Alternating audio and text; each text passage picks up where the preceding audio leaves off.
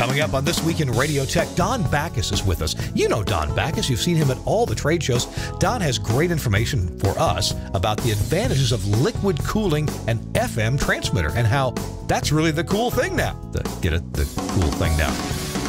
Don Backus and Chris Tobin are with us here on TWiRT. This Week in Radio Tech is brought to you by Broadcasters General Store with outstanding service, saving, and support. Online at bgs.cc. By the new Ruby console from Lavo. See Lavo in your future at lavo.com/TWiRT. And by the Telos Alliance, shaping the future of audio, inspiring you to create the most exciting and engaging audio experiences imaginable.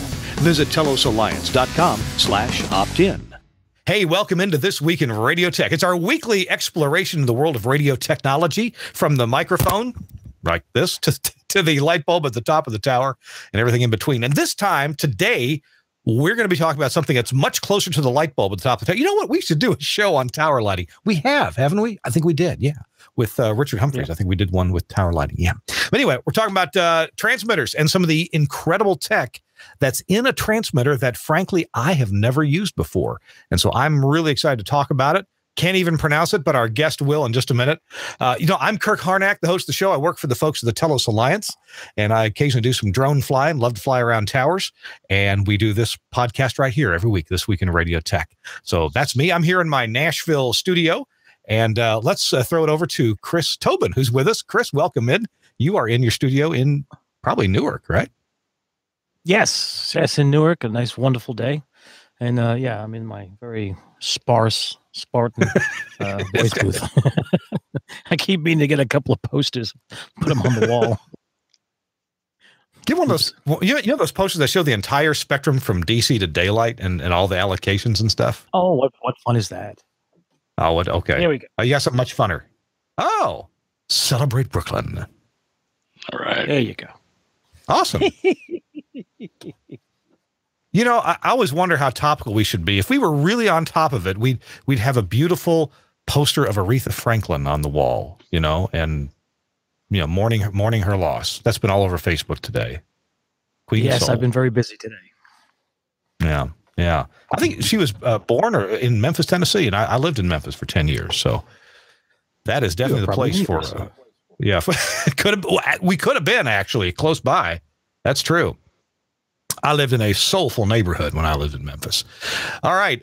So Chris is here. Glad you're here, buddy. We're gonna one of the things we're talking about on today's show is some interesting transmitter installations at One World Trade Center. And Chris, I know you've been there. Our guest is going there. There's going to be some meetings there, and there's some amazing tech there that we've touched on before. We're going to try to talk about it more today. And actually, we're going to talk about how you can have the same tech in your transmitter plant that they have at One World Trade Center. So that might be worth listening to. So let's bring our guest in right now. I've been hemming and hawing around it. From Michigan, I think it's Lansing. It's our friend Don Backus. Hello, Don. Welcome in.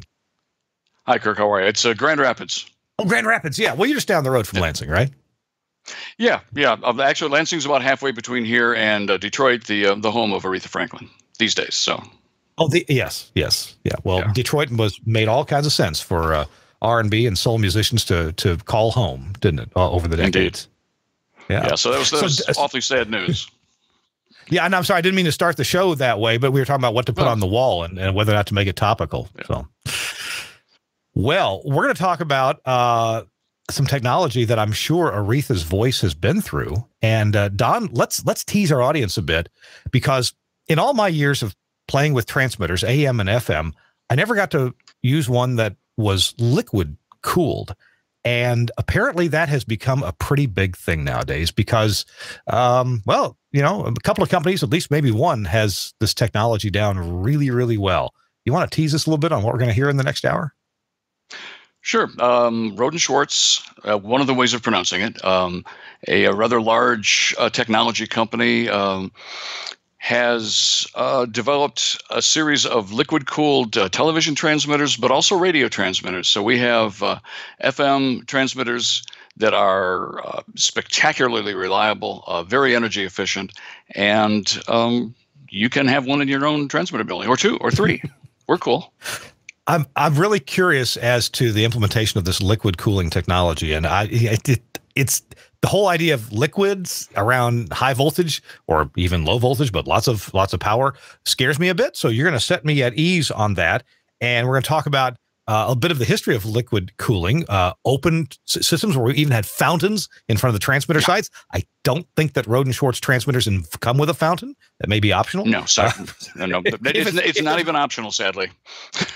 If there's a fountain involved with cooling your liquid transmitter nowadays, there's probably a problem, I would say. So indeed, yes.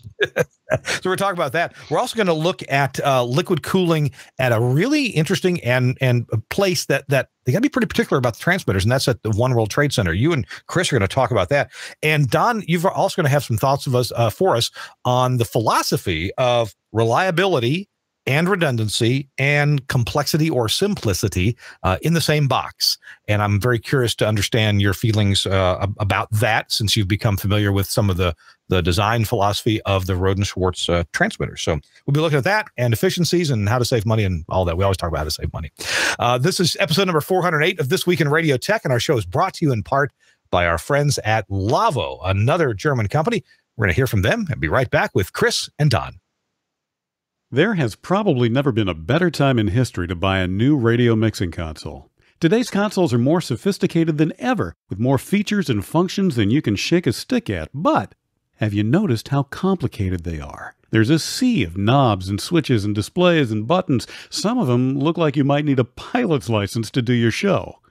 Well, a board doesn't have to be complicated to be powerful. Just look at the new Ruby mixing surface from Lavo. The first thing you notice is how smooth and streamlined it is. Ruby has lots of cool tech, but what it doesn't have is that confusing ocean of buttons that clutter things up. Now, we all know that there are some console features the jock only uses once in a while, so why dedicate controls to them? Ruby fixes this problem by moving those once-in-a-blue-moon controls to a touch-sensitive, customizable GUI that happily shares screen space with your other studio software, helping you fight control room clutter. Thanks to this design innovation, talent that use Ruby produce smoother shows with less errors. Controls that are used the most fall naturally to hand, while functions that rarely need adjustment are easily controlled with just a couple of clicks in the context-sensitive GUI. And Ruby has cool features you won't find on other boards, like Auto Mix, an intelligent gain writing function that guarantees the perfect mix for multi-mic morning shows and call-in segments. Dual mode snapshots that instantly switch the motorized faders between on-air and production modes, and enough DSP and I/O options to make even your pro sound pals green with envy. And because quality is as important to Lavo as it is to you, every console is proudly built to fanatically precise standards at Lavo's own factory in Germany. If you're ready to declutter your control room, do yourself a favor. Check out the new Ruby and the other cool Lavo radio tech at www.lawo.com/TWiRT. Thanks a lot to Lavo for sponsoring This Week in Radio Tech. And we encourage you to visit all of our sponsors, check them out, and let them know through email or whenever you contact them that you heard about them on This Week in Radio Tech that we sent you over there. Really appreciate that very much, because their sponsorship is critical for us continuing to do the show. All right, it's Kirk Harnack along with Chris Tobin and Don Backus. Now, Don, you have been around the radio industry for a while. I know I've run into you at trade shows and in sales situations. You representing a couple other companies, Broadcast Electronics and perhaps Enco. Give us the quick elevator speech. We're going down to the first floor to the reception. What can you tell me about where you've been? Well, it all starts at Michigan State University, where I started in campus radio and worked there for a while. Then knocked around Michigan mostly in radio on the air, worked in South Bend, Indiana for a little while, ended up in Lansing, which is kind of cool because that's where I'm from. So that was the chance of being the afternoon disc jockey on a radio station that you grew up listening to. And people would come by at remotes and go, "I remember you from high school." I said, "Yeah, well, you wouldn't talk to me then." But so there was that. It was a very cool situation, and had a chance with a friend of mine to buy a radio station in northern Michigan. We did that for 10 years, and we had a really good time. Learned a lot. Made a little here and there. It was in an area with an Air Force base. The Air Force decided that there was no threat anymore so they could start closing Air Force bases. So we covered the Base Realignment and Closure Commission hearings in, I think it was 92. We won a bunch of awards for, as we referred to it off the air, as covering our own funeral. So the market went away largely. It's starting to come back, but it's been a long haul for the folks up there. And ended up moving over to the equipment end of things, worked at Audio Broadcast Group in Grand Rapids for a while. Then moved over to Enco, Broadcast Electronics, about 6 years ago, and Rohde Schwarz just slightly over a year ago. So twice now you have said Rohde and Schwarz. And, I guess I grew up seeing pictures of, never got the touch because I thought it was too expensive, their test equipment, like spectrum analyzers and digital oscilloscopes and things like that. Chris Tobin, you got the same experience? You got any Rohde and Schwarz gear that you've used? I've used a test equipment, test measurement equipment. Pretty cool stuff. Yeah, but not transmitters. So that was my early experience, and so I always thought Rohde and Schwarz would be it. But I don't know. I'm obsessed with knowing how to properly pronounce something because I don't like to be wrong about that. So Don, twice now you said Rohde and Schwarz. What are the alternatives? There's Rohde and Schwarz. There's Rohde and Schwarz. There's the very German pronunciation that I don't even want to do for fear that they're listening. Any of the folks in Munich. Yeah, exactly. So on our Rohde and Schwarz, I had no idea it was the size company it was when I joined. I mean, we have 10,000 employees, worldwide. Yeah, that's what I thought. Video onboarding, for training, and there literally were 4 different pronunciations in company prepared onboarding videos for welcome to the company. You have to learn how to do this and learn what not to say and what not to do, and that kind of stuff. How to treat people, all of which, stuff that you would do anyhow, but if you're a decent human being anyhow. But you go through the videos, you go through the lessons, and there were 4 different pronunciations there. Hey, so let's chat before we get the pictures. I want to chat about this liquid cooled thing. Now, I know there's another manufacturer. I believe Gates Air is making a liquid cooled transmitter, or a hybrid liquid air cooled. And we saw liquid cooled transmitters from way back in the maybe 30s and 40s and 50s. Some of these 50 kilowatt AM transmitters were liquid cooled. And of course, television transmitters have for a long time been, vapor phase liquid thingy cooly. So TV engineers get this. But radio engineers, if I put a liquid cooled transmitter in, that would be so cool and so different from my experience. If I bought a liquid cooled transmitter from Rohde and Schwarz, what would I expect that's different from what I've always known? I think the first thing you'd notice is that it's quiet. It is insanely quiet because there are no fans running in it. It is literally just a very silent whoosh of liquid going through the coolant pipes and the pump running on the pump stand, but it's incredibly quiet. And if that was the only thing, a lot of managers would go, yeah, okay, but that's the free thing. That's what you get free. The other thing you notice is the footprint. The footprint's a lot smaller. 40 kilowatts in a single rack, 7 square feet. Whoa! Get you up to 40 kilowatts. If you want to go 80, if you're a high powered flamethrower and you 80 kilowatts, 14 square feet. So you can put 40 kilowatts of FM RF out a pipe in the top, and the transmitter sits in the size of a deep rack, right? Yes. So that's 7 square feet. And then is there any other power supply sitting off to the side? No power supplies, no. The only thing that's off to the side, there's a pump stand.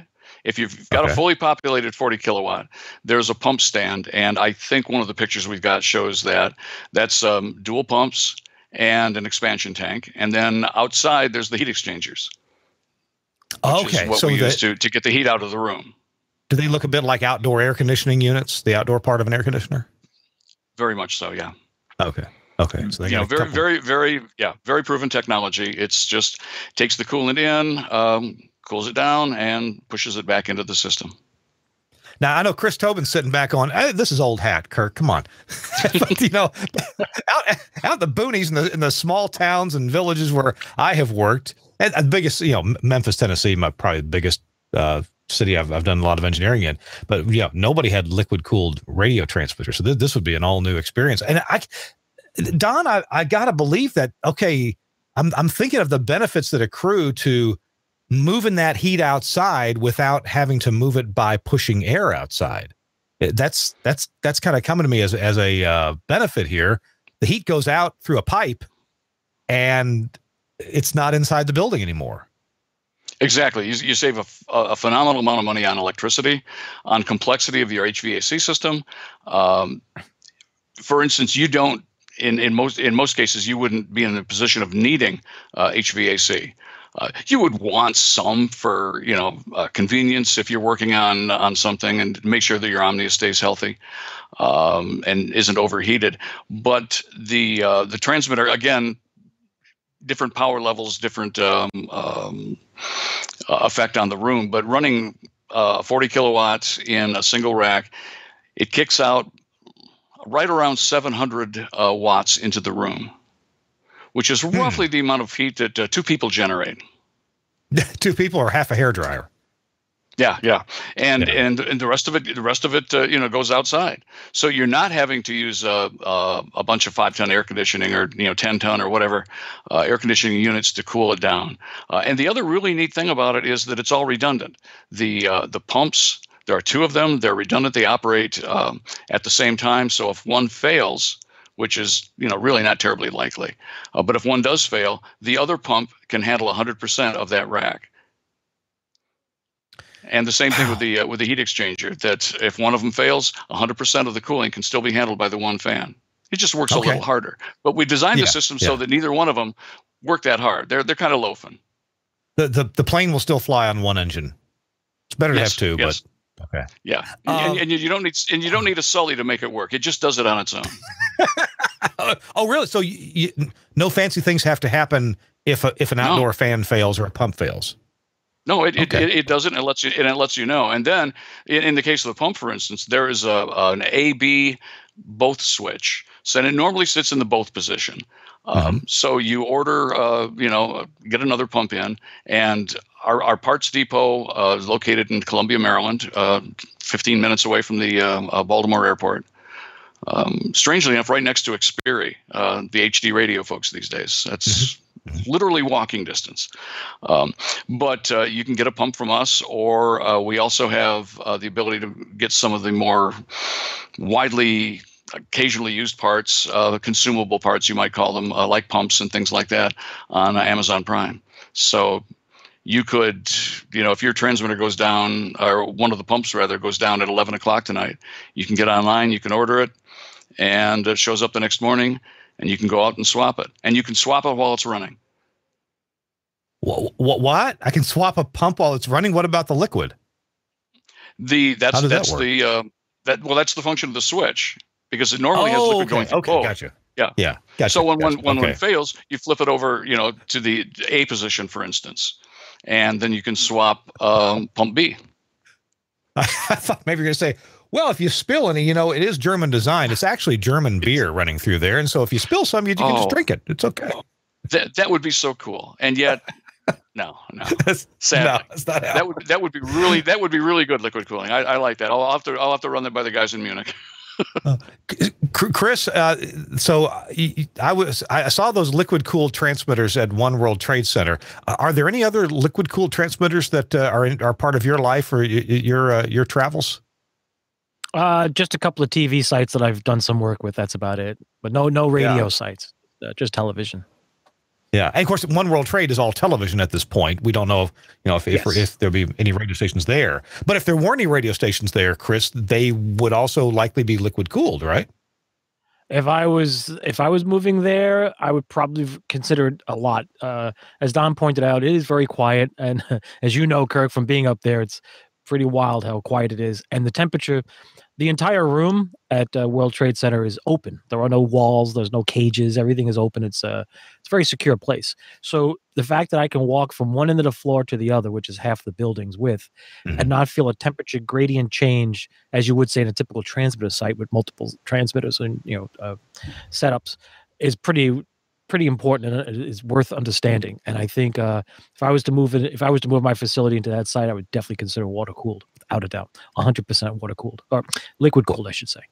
Yeah. I was saying the same thing too.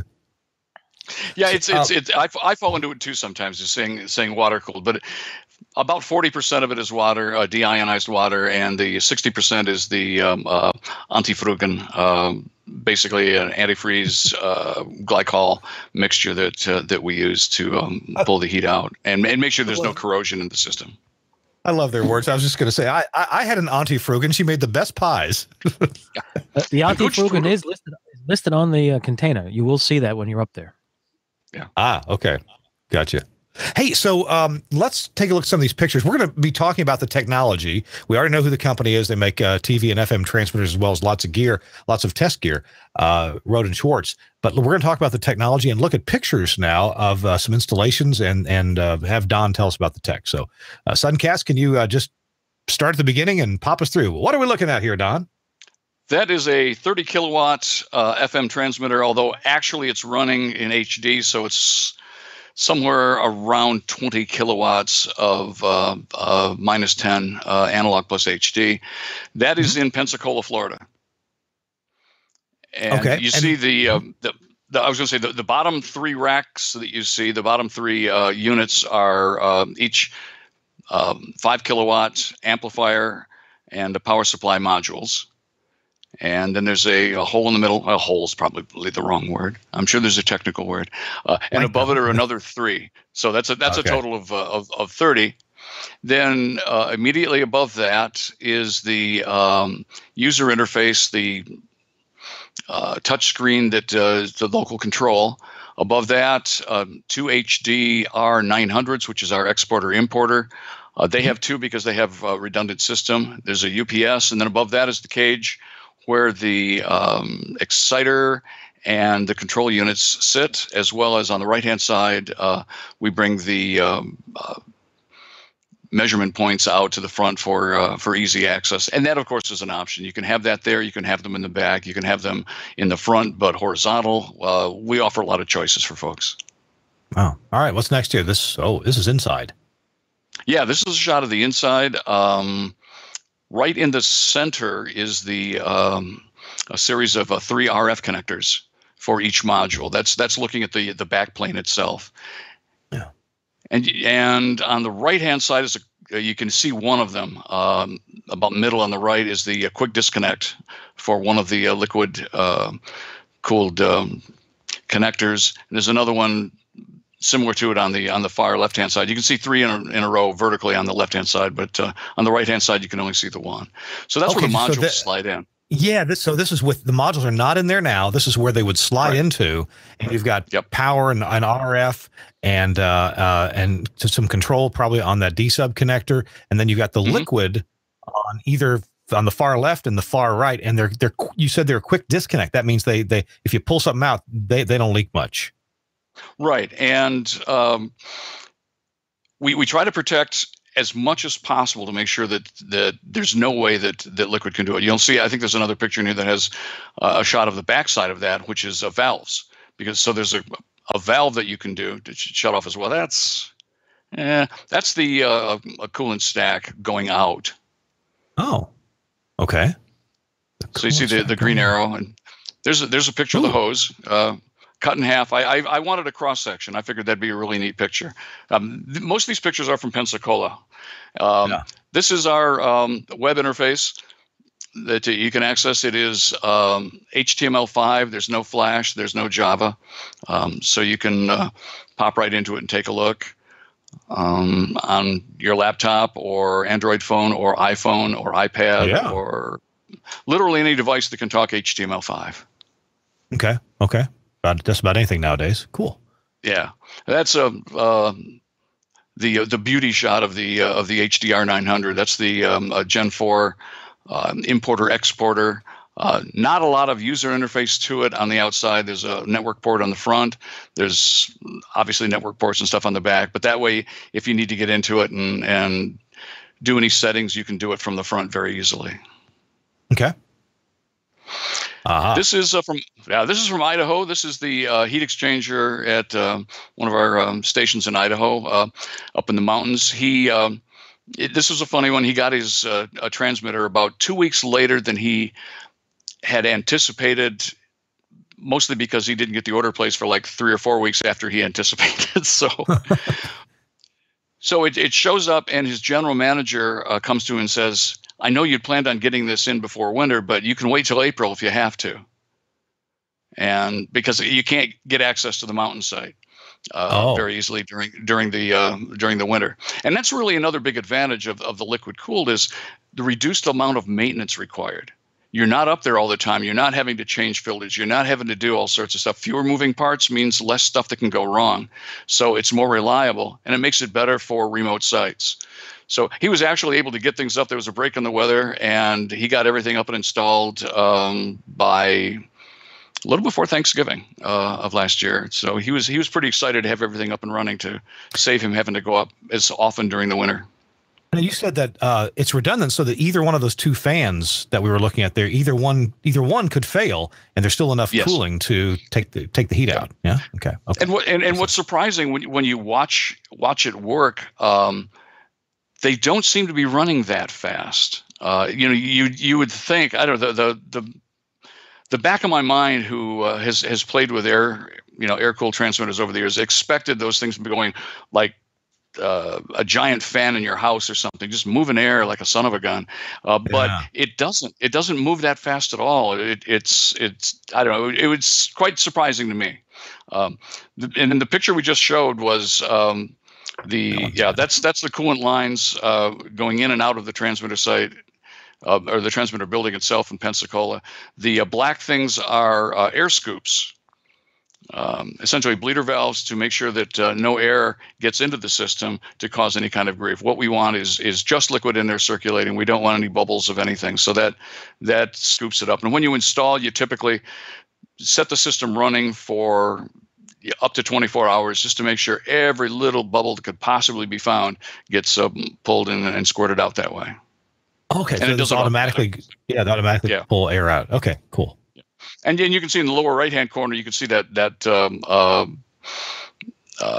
aluminum-coated fiberglass on the ductwork that was on their older transmitter that was there. The old stuff, yeah. Yeah.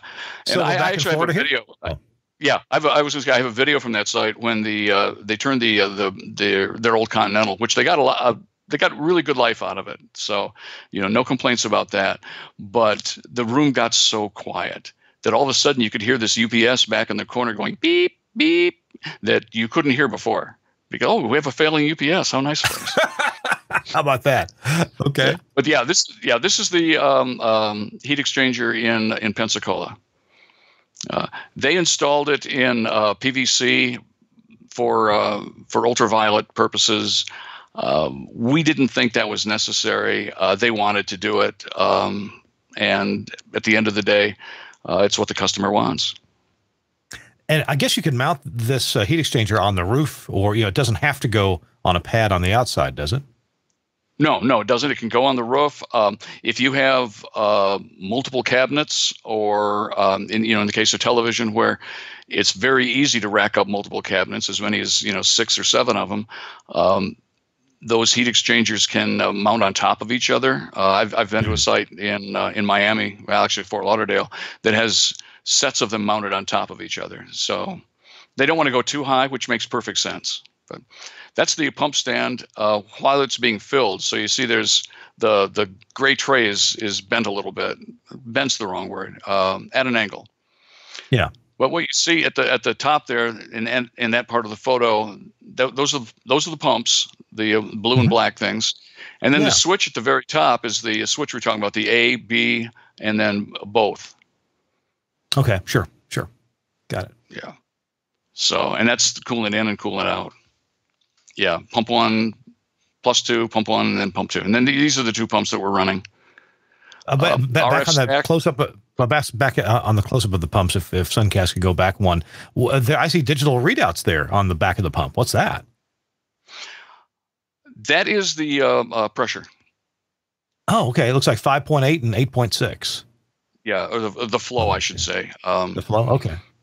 Yeah, and wow. This was during setup, so heaven only knows, what they actually stabilized to.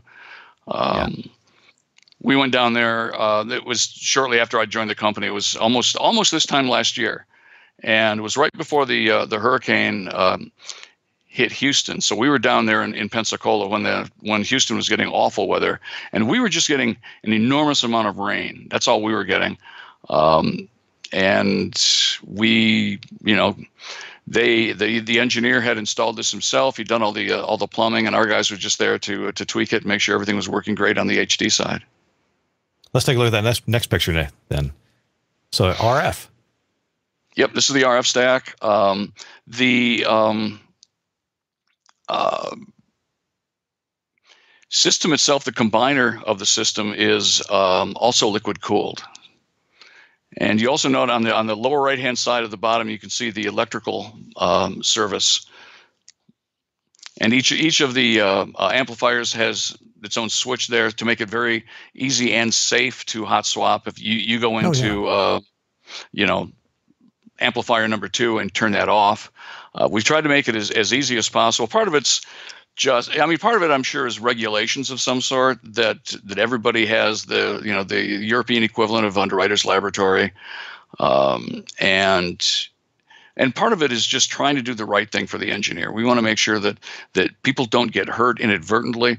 The quick disconnect on the liquid cooling, somebody said, "Oh, so it's idiot proof." I said, "Well, we really don't assume that idiots are going to be smart enough to buy our transmitter, or let alone operate anybody's. But what it is it's engineer who's in a real hurry and has a lot of stuff to do really fast proof. So we've tried to make it so you don't pull it out an inch and a half and go, oh crap, I forgot to, and then do something awful. That's the main thing. It's not idiot proof. It's I'm in a hurry proof. This is the touchscreen that's on the transmitter itself. See, they're running 18 kilowatts out with 8 watts reflected power. Holy moly, that's incredibly low reflected power. That's terrific. I'd love to claim credit for that, but I just think it's good engineering on the antenna side, and the whole system is good. The other thing worth mentioning on the liquid cooling and in the modules themselves is that there is actually an expansion tank, a little chamber inside each one of them, so that you're not in a position where the pressure is so great that when you push against the quick disconnect, that water or liquid goes spewing out into the cabinet. Yeah. So Gotcha. we've allowed for that. So besides the big green tank and the pump stand, there's a little tank inside each one of the modules as well. It's very well engineered, and I say that without patting myself on the back, because I had nothing to do with the engineering. Absolutely nothing. It's just I look at it and go, wow, and then I learn a little bit more about it and I go, oh, double wow. It's just a really smart group of men and women who just want to make things work as best they can for as long as they can with minimal amount of intervention. It's really, it's very impressive. It really is. So Don, we are talking to Don Backus with Rohde Schwarz. Don is the U.S. account manager for radio transmitters for Rohde Schwarz. And we're going to take a quick break. Chris Tobin actually has some pictures to share with us as well. We're going to see if we can give Suncast a couple of minutes to take care of getting those up. We can look at them in the next coming up in the next few minutes and compare. They look real similar, but I think maybe some of the pumps are a bit bigger. So we'll check that out in just a minute. We're talking to Don Backus from Rohde Schwarz. Chris Tobin is along with us. You're watching or listening to This Week in Radio Tech. And our show is brought to you in part by our friends at the Telos Alliance. And streaming is such a big thing nowadays. In fact, we're finding out that smart speakers, right? Smart speakers like, say I have one right here. Will it fit up here? Yeah, here we go. Here's a Google Home Mini. And I have this right here on my desk. I have a really nice Amazon you-know-who back by here. I'm not going to say her name though. I don't want her to come on. And the smart speaker listening is really taking off. I mean, it's moving up. It's still a small percentage of overall listening, but in the it's taking up. Eventually, it's going to overtake computer and smartphone listening because it's so convenient. And honestly, it sounds better. What comes out of even a Google Home Mini sounds better than the speakers on your cell phone. And on the Echo, especially the second generation Echo, sounds really good. Well, the folks at the Telos Alliance are really keenly aware of this, and they consider your stream to be like your second transmitter, right? Your FM transmitter, like our show's about. That's been our only thing for decades. Now it's our primary and kind of our secondary, and who knows? Maybe another decade or more, we're going to see streaming match over-the-air listening as we get streaming everywhere. But the folks at the Telos Alliance have some amazing products to do your streaming. And to help you implement this right, Telos asked me to research and write an article. And so, yeah, this is a bit self-serving. I'm gonna tell you about my article. Get more listeners with audio processing for smart speakers. And so this article is about how to make sure you maximize your listeners on smart speakers by using the right adjustments and the right audio processing and the right adjustments to that audio processing. And in this article, we take a look at the different bit rates that you may be using, the difficulty you may have with lower bit rates, or the pleasure you may have with higher bit rates, at least on the audio side. But then you've got to think about what your listeners can hear. Are they going to be able to all pick up 128 or 256 kilobits per second in a mobile operation? And, if they're in their car or walking around. And we got comments on here. If we can scroll down the article a bit more, we got comments and advice from two people who are really good at this. Actually, three. Leif Clayson, the designer of the Omnia 7, the Omnia 9 processor, and the Omnia 9 processing that is in one of our stream encoders, that being the Zipstream 9X2.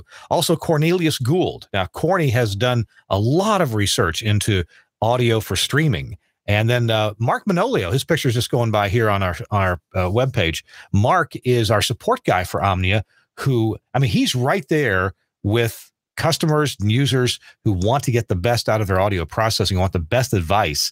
Mark is extraordinarily helpful in getting that done. And to give you one takeaway point from the article, and you can find this on the Telos Alliance website in the blog section about audio processing for smart speakers. One great takeaway is something that Leif Clayson told me about, and that is with a smart speaker, you really want to have long-term, you want to have a small dynamic range. So that means that, if I tune in this morning, tune in this afternoon, tune in 5 minutes from now on a smart speaker, I want that station, that radio station, that audio to be at a consistent level. But short-term dynamics, punches of vocals or violins or drums or a blast of trumpet from the horn section, you want that to be dynamic. You want that to bebop along and sound good and not be fatiguing, not be all clipped like we typically have to do for AM or FM loudness. Since we're using codecs here, the strategies have got to be completely different. Your smart speaker, your internet stream is not an FM transmission or an AM transmission. It's using a codec, and so it's a different animal. We know that from HD radio. We know that from actually close to 20 years of internet streaming experience. So we want a long-term, very minimal dynamic range, but short-term, we just want to have that snappy, punchy feeling.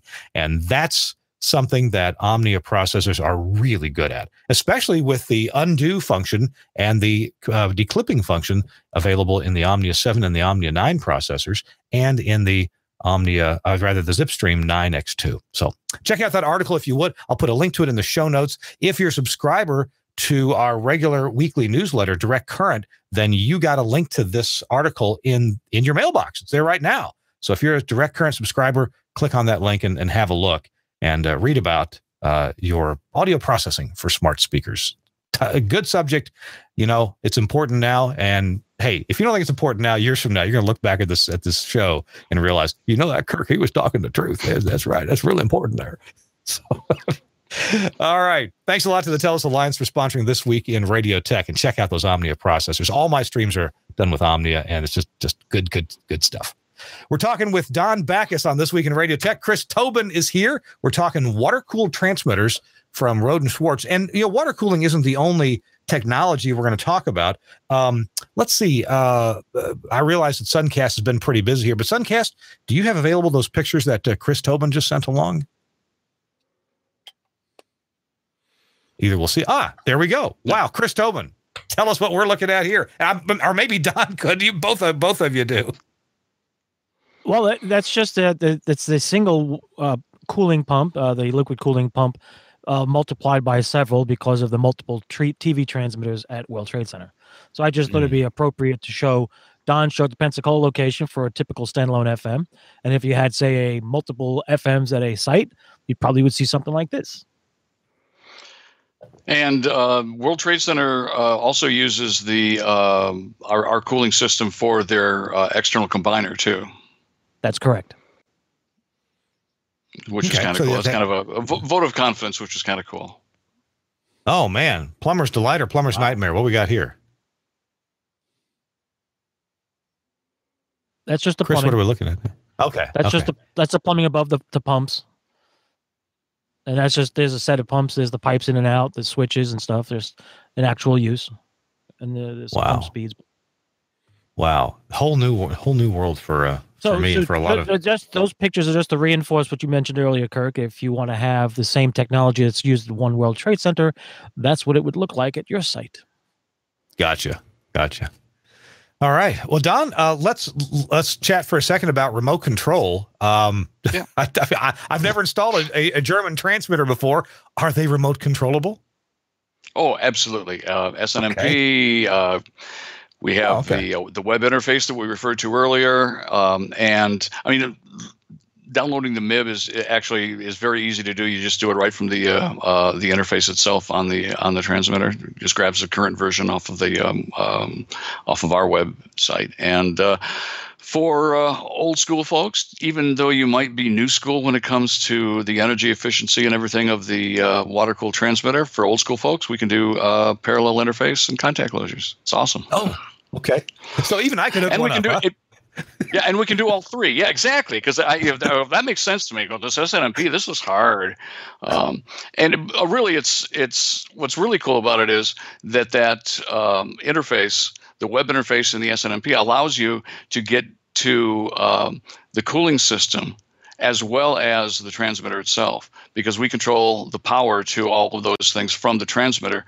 We have access to whether they're on, whether they're functioning, what the temperature is, what the rotational speed of the fans are, all that information you can get, and then you get an alert. If you might definitely want an alert before it says heat exchanger fan 2 is not working. You might want one that says heat exchanger fan number 2 is operating at 10% less rotational speed than 1, for instance, so that you can see, wow, there's something amiss here. I don't know what, but maybe I can go out and figure it out beforehand, before it fails altogether. So it gives you the opportunity to drill down and get all that information.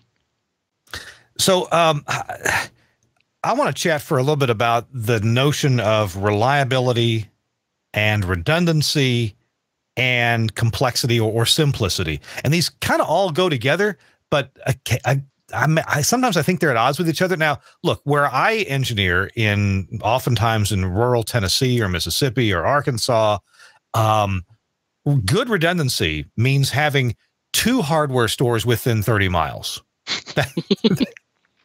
That's or having 2 Walmarts within 30 miles. Yeah, there you go. That's sometimes that's the only redundancy that we can get.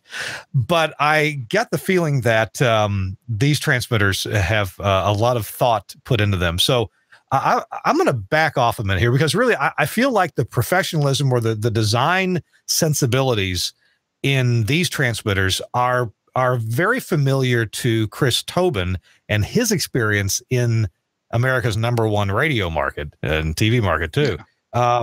So maybe Don, you could expound on those things: reliability, redundancy, and simplicity. And Chris can comment or query you about that. Well, I think the thing that impresses me the most when I look at the inside and I look at some of the designs is the dedication to simplicity and making things as reliable as possible by removing as many interconnections, and viewing things as items that shouldn't fail. But if they do, have them fail gracefully. I think that's the phrase I like to use. Anything can fail. It's just, it can be lightning, it can be just bad luck. But what happens when it fails? Does the entire transmitter go down? Does the entire module go down? One transistor in a module, does that cause the entire module to go down? And the answer to that from our perspective is no, it shouldn't, and it doesn't. It reduces your output a little bit, but not a lot. If a power supply in one of the modules goes out, it reduces your output a little bit, but not a lot. And then you can get a replacement module. We ship you out one right away, and you swap it out and you're back up to 100%. But the idea is you shouldn't go from 100 to 0. You should go from 100 to, let's say 95, if you're running, full board. So the idea of failing gracefully, I think, protects the station and keeps it on the air. The level of redundancy, that's just efficiency. I mean, that's the other side of the electrical efficiency. I think we've got a product that's very efficient electrically. It saves money over air-cooled, on average 13% or more on your electric bill, which is all really good. But if you're having to go out to the transmitter a lot to fix it, that saving's not quite as significant. But if you're going out less, if you're performing less in the way of scheduled maintenance, because you don't have to swap fans, you don't have to mess with HVAC,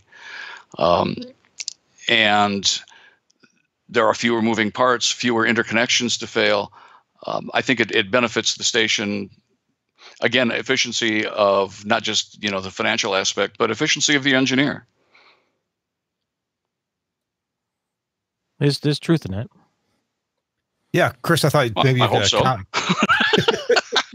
Yeah, no. I have to say, from observing the installation at One World Trade Center, yes, they're TV transmitters, but the great thing is the design is such a FM or TV, so you can apply both. The one thing what I walked away from watching the installation, watching the commissioning, and observing the function of the transmitter is that it's design. It's definitely designed with I'll call it the user interface, or the user equipment interface in mind. One of the things I love about the transmitter design, and both for FM and for the TV, is the pop-out LCD screen in the control chassis. Yeah. And everyone's like, well, what's the big deal? I said, well, there is a big deal, because I've had transmitter sites where I put a VESA mount on the front of a transmitter in order to get the GUI controlled in front, so I could do something with it rather than have to try and plug into the network and do all kinds of crazy stuff. And I looked at that and I was like, wow, this is really smart. This makes sense. And it's easily functional on all levels. And the other thing I observed from transmitters in the past I've worked on is there are no SMA connectors sticking out of the front of the chassis. RF sample ports, things like that. And I was like, interesting. So it's put together very nicely. And if you really smartly look at your transmitter design, FM or TV, we'll talk about FM, and you pay attention to those details when you're building out your site, I think you'll find that what Don's talking about, the efficiencies of engineering and design, actually are probably like tenfold, because all of a sudden the things you've taken for granted, or you just assume I have to do because that's how it's always been, is no longer required. You literally take the box, put it in a room. Your footprint is probably 10 to 15% more smaller than you realize. And you can actually squeeze it in a place that you may have no choice but to squeeze into, because, let's face it, transmitter site real estate is very costly these days. So if you can shave off a couple of square feet in your building, or on the floor of a building, or multi-site, that's a savings in itself. And this box, the footprint is unbelievable. And the fact that the liquid cooling and the way they've done it is very, very compact. Again, I'm basing all this on watching what they did at One World Trade Center. I have not been to Pensacola. I have not been to any other sites that are FM sites that have this setup, so I can't make a comparison. But I'm just observing what I have seen, and I can assure you that the square footage of the building does play a part in how much you want to put on the floor. Well, and I will say that the television transmitters that are at One World Trade Center are, if you stand more than a few feet away from them, they are literally identical. I mean, the Yes, infrastructure, the pump infrastructure, the liquid cooling, the amplifier design, the cage for the exciter and the control, all of that stuff is exactly the same. And I don't think anyone would be able to invest what we've invested in FM, in just building an FM transmitter. We built a transmitter, and it's not just television, it's not just UHF, it's not just medium wave, it's not VHF, it's not just FM, it's transmitter. And we have around the world, we have 10,000 liquid cooled transmitters in the field. Wow. Which is it's a mind-boggling number, but it does mean that we've got that part of it figured out. I think we've got the liquid cooling about as good as it can be. We don't use a transfer plate inside the modules. We actually cut channels into the heat sink that we use to pull the heat out. We split the coolant when it comes in so that there's not a warm side and a cool side, or a hot side and a warm side. We spread it out so that the temperature is as consistent as possible across the entire module, which leads to longer life for all the components. So there's a lot of little details that it's really incredible. We manufacture over 90% of the parts in the transmitter at our factories. So we have QC from pretty much from top to bottom. We will purchase pumps from companies that that's their life. They manufacture pumps. And the heat exchangers and things like that. But the componentry inside, all that milling work, we manufacture our own screws. But we do a lot of stuff above and beyond transmitters too. We do a lot of test equipment. There's a lot of other amplification that we do. Test equipment not just for typical engineering things that when I think of spectrum analyzers and things like that, but 5G, 4G gear. There's just there are a lot of places at automotive, for instance, all those radar systems that are designed for cars. You've got to be able to test that stuff. And we manufacture gear that allows the auto manufacturers and the third-party providers to envision, build, test, and then go back and revisit what they need to in order to make the radar systems work well for things like everything from lane change to autonomous vehicles. So we have a really strong technological base around the world, and that allows us to bring a lot more to building FM transmitters than we might have if we just decided, hey, my dad's got a garage, let's build an FM transmitter. I'm going to ask a question that maybe engineers would like me to ask, because I'm going to ask you to help help me, help you, help me. Okay. So let's say, Don, that I'm an engineer and I've been I have maybe a tube type backup transmitter, and sure have noticed that we've been using it more often as our somewhat newer transmitter is and maybe the newer transmitter is a tube type as well.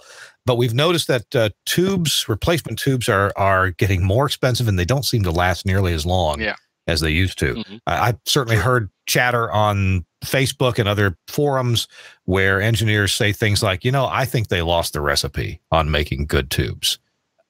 I don't know. I don't. I'm not the guy that services our transmitters anymore. Our friend Mike Patton is doing that now, but I know he's had to replace a number of tubes in our transmitters. So that's pretty obvious there. If it's hard to get a tube and it doesn't last very long and it's expensive, it's probably time that you can easily economically justify going to a new technology. But that's where my question leads. I'm an engineer, Don. I know we need a new transmitter. I know they're not cheap, but I also know, or I believe, that it could pay for itself in some years with fewer breakdowns, fewer visits from me, the engineer, lower electric bill, and not having to buy tubes. Now, emphasize what I'm asking about here, and maybe tell me if I'm forgetting something. Can I end up getting a return on investment from a new FM liquid cooled transmitter? Oh, very much so. And depending on power, if you're electric power, let's say you're in Hawaii, which is the high end of the scale, I'll admit. Yeah. But if you're in Hawaii, you're probably paying 28 cents per kilowatt hour. Yeah, about 30, I think. Yeah. Okay. At 40 kilowatt transmitter, the difference between an air cooled and liquid cooled is about $270,000 over 10 years in electric consumption alone. Wow. There's your transmitter, baby. Wow. It's free. Wait, and then some. That's not the cost. That's the difference in electric consumption between a tube and the liquid cooled. That's the difference. Now, in the rest of the world, or rest of America, I shouldn't say the rest of the world, because there are a couple of places, mountaintops, very specific areas. There's one in Maine where I think the electric is over 50 cents a kilowatt hour, which I can't even wrap my head around. But typically, if you're looking at 11 to 15 cents a kilowatt hour, which most of the rest of the U.S. is, you're still looking at being able to save $100,000 over a 10-year period. And while it is true that quite often one has to pay for quality, pay for engineering above and beyond what you might expect, we're very affordable. We have the a dedication to build this market for us in the U.S. the right way. I mean, we've done very well with the television with Repack, and it's giving us the ability to earn a seat at the table as one of the top. Our goal is to eventually be the top transmitter manufacturer for high power anyhow in the U.S. We'll get there. So you help make the value proposition. If I'm an engineer and I need to go to my manager or station owner and say, we need to do this, otherwise you're just going to keep paying and paying and paying for something that's getting less and less reliable, and or parts are no longer made for. We've got transmitters that the company's still in business, but no parts. And at least not the parts that we need, which seem like common parts. If you want to make them, you're gonna have to make them yourself. So that's time to get something new. Well, and I was just going to say real quick, it's not just the electric savings. I've got and the higher power, the better the economic argument is for us. But even at 10 to 15 kilowatts, I have a station I'm working with right now. Their payback period, because we're going to be, in this instance, we're a little more expensive, but their payback period is 2.7 years. So after 2.7 years, they're making money. Wow. Because of reduced electric. Yeah. And this transmitter is going to go for another 20 years above and beyond that, during which time they're reducing their cost of operation all the time and with less engineering required. Wow. And less HVAC maintenance and all that other good stuff. And it'll be quieter too, but that's free. And I want to be fair and point out that in moving from any tube technology to probably any brand, modern brand of solid state is going to save electric money on electricity. But when you move all that heat outside in liquid form, then you really can't. I mean, I have transmitter sites that, we have big honking air conditioners running 24/7 to keep those things cool. Out in the middle of a Mississippi bean field, and there's a lot of moisture in that air. We don't want to bring it inside, so we have to have a closed system. So we have a closed system cooling for tube type transmitters, and that's a lot of air. You talk to people with salt water. If you talk to people in California right now with smoke coming from forest fires, thank God that's not something that happens all the time, but it happens sometimes. And the ability to not have that air affect your cooling system, not affect your transmitter.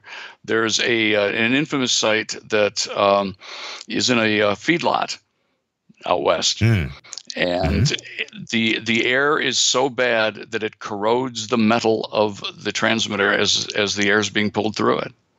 You don't have that with liquid cooling. Wow. I mean, I suppose there's enough acid it could probably corrode the heat exchanger, but that's it. It contains the damage to something that's outside. That's outside. That's right. That's right. Yeah. I mean, I never really thought of that as a big advantage until the engineer brought that up to me. I thought, my God, I'd never thought of it. Who would put a transmitter in the middle of a feedlot? And he goes, they don't complain. They're cows. Oh, gosh. All right. Hey, you are listening or watching to This Week in Radio Tech, episode 408. Don Backus is with us. Chris Tobin is along as well. We're talking about liquid-cooled transmitter technology. Don works with the folks at Rohde Schwarz, and they're introducing all over the U.S. Liquid-cooled transmitters that have some pretty cool advantages.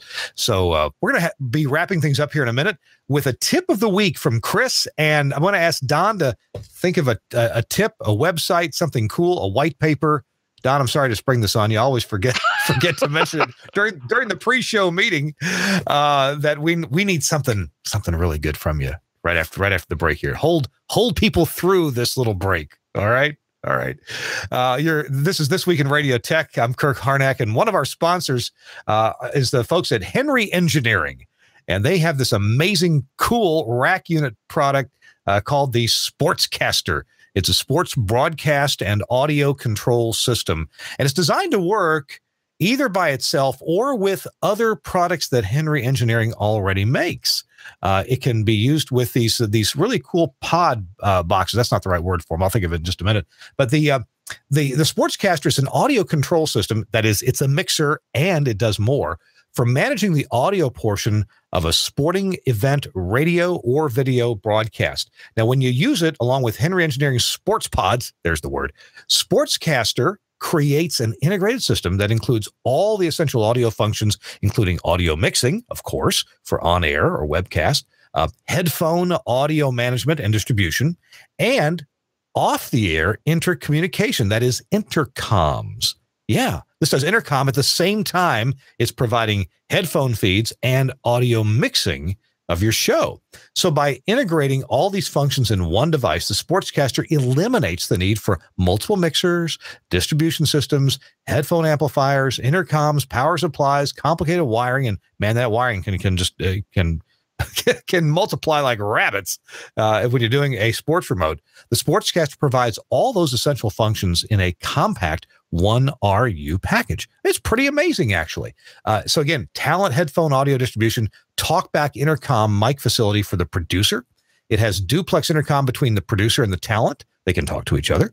Producer headphone audio mixing, headphone mix for the field reporter or camera operators. So even people that aren't going to be, the camera operators aren't going to be part of the on-air mix, they still get to hear the mix, and you can talk to them over the intercom system.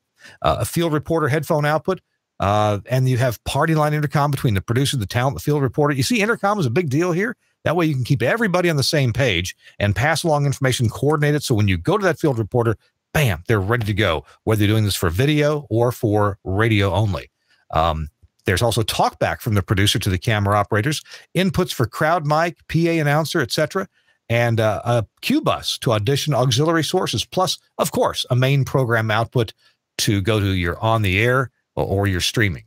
This is an amazing product. If it's in 1RU, put it in a portable rack, take it with you, pack in a couple of those, 2 or 3 of those Henry Engineering sports pods, and the sports pod gives your announcer, your color announcer, your spotter, a box that they have a cough button. They can turn themselves on or off. They can adjust their own headphone feed, like more me, how talent likes to hear more me. It's all built in, and it's just as cool as can be. And you know where you can get this product, this Henry Engineering Sportscaster?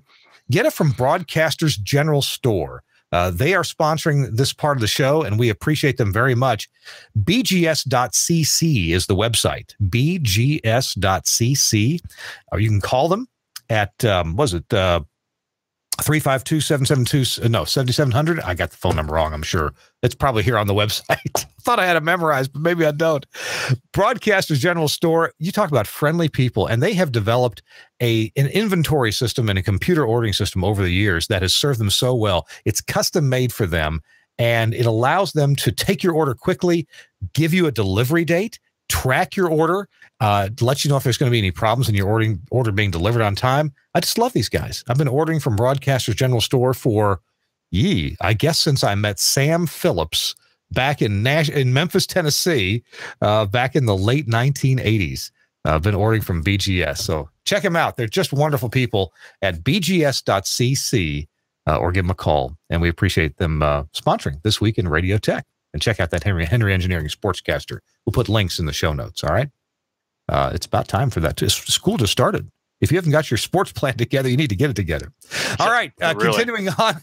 Yeah, continuing on with This Week in Radio Tech. Chris Tobin, always ready with a tip of the week. What you got for us?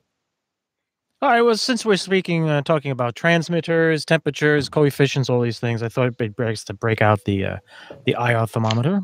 This is the 62 Mini, the Fluke, which I think may be a discontinued model now, but I've had it for a couple of years. It works very well. Very handy, and here's the reason why you should consider this. It's a simple in purchase. I think the 62 Max is the new one. It's under $100, but unless you want the NIST certification, NIST, that's about $200. But I'm sure you're not involved in that kind of measurements of temperature. Handy. Say you're in studios and you have air conditioning problems, and people claim it's hot, it's cold, it's hot, it's cold.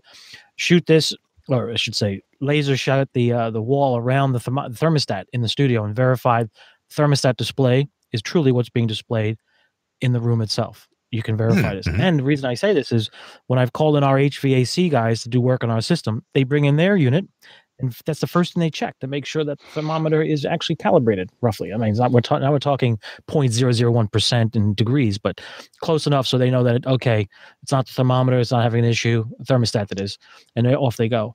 Now, a transmitter site. Many of you, if you have a tube transmitter still, which is not a problem, stack temperature. You could use a probe. You could stick the old turkey thermometer into the stack, or you could be measuring the exhaust air and measure the intake air, things of that sort. You could also be using a remote control monitoring device for that purpose. But this guy can then calibrate to make sure that you're monitoring electrically, is working right.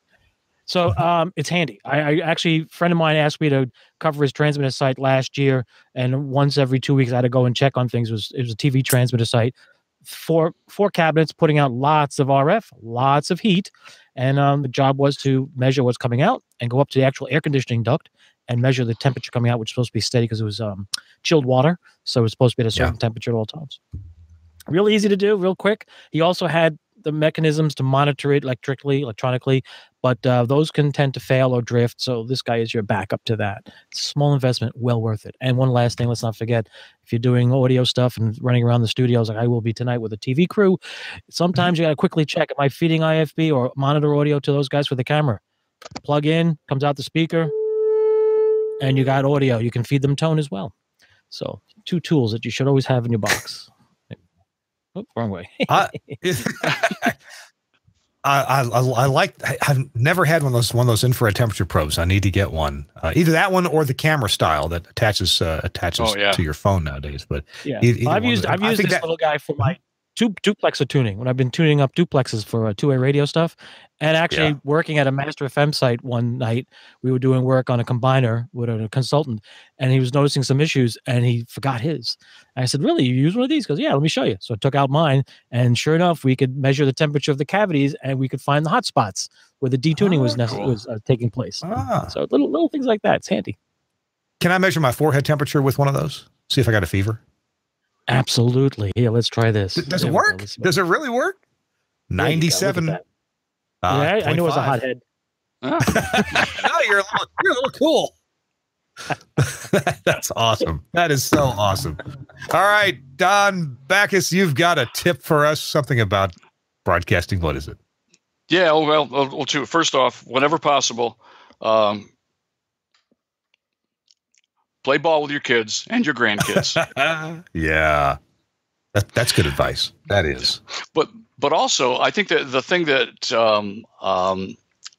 I have found over the years, because the very first job I ever had in radio that had anything to do with engineering was I was a chief operator. We bought a station. I had to learn all this stuff. Ask questions. Ask anybody. Folks at BGS, if they have questions, or if you have questions on a product, on just a technology, all the equipment guys will talk to you and give you information. Essentially, they'll consult with you for free to a degree. The Telos folks are great that way too.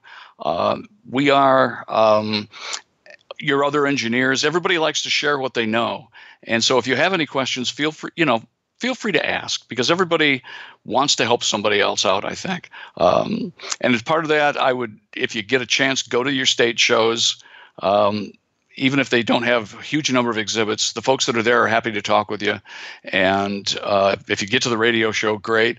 But SBE is a wonderful place of swapping information. I can't tell you how many times I've listened on the periphery of a conversation where I'm doing a presentation at an SBE show and somebody's asking a question about a piece of studio equipment or even a microphone or something. I wonder, is this better than this? And people will share their opinions. It's non-competitive, I think, in most cases. And, I would just ask. That would be my tip, is ask. John Bissett does a great job of doing that in print in his workbench where he's sharing ideas. So I think this industry, especially the engineering side, is generous with their ideas. They're generous with their knowledge, and ask. I think that's great advice, and I like your advice about asking people at a broadcast dealer like BGS, Broadcaster General Store, because they know everybody. They deal with reps, they deal with support people at various manufacturers. I know they deal with us. And even if they don't have the answer, they can tell you what's selling, what's popular, what are people buying. I mean, if you're buying like a Fluke temperature meter, I wrote down, Chris said a Fluke 62 mini, or maybe it's the Max now. But what if I didn't know and I wanted to, call a broadcast dealer and say, hey, you guys sell Fluke stuff. I want to take some temperature readings. What's popular? They can tell you. Yeah, I mean, even if you don't buy something from an equipment manufacturer or a dealer, there will come a point in time when you remember that somebody treated you right, somebody helped you out, and that will benefit. And you're planting seeds for the future and a lot of things like that. I so many times when I had my station, I talked to equipment people that helped me learn things. And I still remember to this day. I mean, BGS, great folks. Cindy Edwards, awesome. Yeah, I just saw Cindy last week too. She is. I think she's getting ready to retire. She was been talking about that for 10 years. She'll still be doing this in 30 years, and she'll be doing it great. We got to go. I hope we did it great today, Don. We appreciate having you on the show. Thanks for showing up and being our guest today. I appreciate it. It was my pleasure. I had a great time, and it's good seeing you guys virtually. We'll see you real live, next time, probably another show. Probably see you in New York. I know Chris will be in New York. Chris, thanks for you being here. I appreciate you taking an hour of your day or more to be with us today, too. Thanks so much. No problem. My pleasure. All right. And Suncast, thank you. He's the producer of our show, does a great job. And we're going to have to sign it off here real quickly. Please visit our sponsors, visit our website, thisweekinradiotech.com. You can also visit the website of the GFQ Network. That's gfqnetwork.com. And check out the other podcasts they have here. Appreciate Suncast and Andrew Zarian, the founder of the GFQ Network. We'll see you next week on This Week in Radio Tech. Bye-bye.